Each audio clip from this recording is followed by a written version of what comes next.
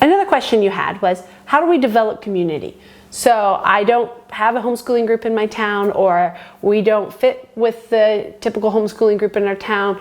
Where do I get community for us as a homeschooling family or for my children? Pearl, do you want to talk about that? And there's a couple of different ways you can tackle it depending on kind of what your goal is and what your opportunities are. So for a lot of children, it will be sports or activities. Maybe you're signing them up for pottery classes or art classes in town, or swim lessons, or a lot of local school districts, you can have your children join in the sports or join non-school district sports.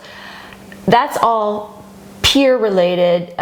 Lego building at the local library could be a great option. Yes. If you hit a park during school hours, those are your people. They're there. They're not in school, and that's probably exactly your people there. Exactly. But you don't have to also be constrained to fun activities or to peers. Your child can invest in service opportunities. So whether that's local nursing homes or other volunteer opportunities, that's a great way for your child to get connected with their community and serve their community. Yeah. And you don't have to be constrained to the same age. That is natural, and that's great when you can get that. But you can also have friendships in different ages. So again, that's where coming into places like local assisted livings or whatever, your child can develop great relationships beyond merely identical age. Yes. This could also be a great segue to talk about, some of you asked, I have a high schooler that has no hobbies. I have, my child doesn't have any outside interests or any connections outside of just regular family life. How do I build that? And again, this is where we would probably encourage them to get involved in a volunteer type activity.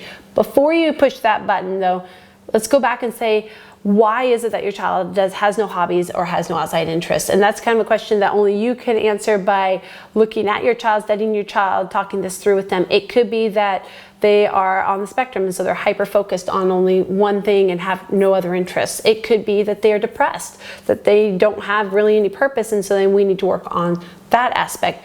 It could be that they just don't know, that they're just, I don't know what I'm interested in and I don't know what I'm supposed to do. And so that's where we would say probably this would be a great opportunity to say, why don't you spend the year exposing your child to a bunch of different surfing opportunities. So let's spend a month at the local nursing home. Let's spend a month at the local food pantry. Let's spend a month helping change oil in the cars. Let's spend a month mowing lawns. Whatever it is, let's try a bunch of different things. Let's try them for a short period of time to give you a good opportunity to experience this, and then let's move on. And throughout that time, let's see if we can discover what it is that will really makes you sparkle and what you really take an interest in. And we'll also give your child a more diverse look at the community, a more diverse look at life, and more skills in general. www.timberdoodle.com